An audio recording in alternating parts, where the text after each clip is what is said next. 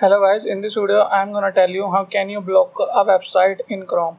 So first of all you have to download an extension called block site. So simply write block site extension and click on first link. Now click on add to Chrome. Here is your extension. Now click on it. Agree. Now click on settings. And here enter the website that you want to block.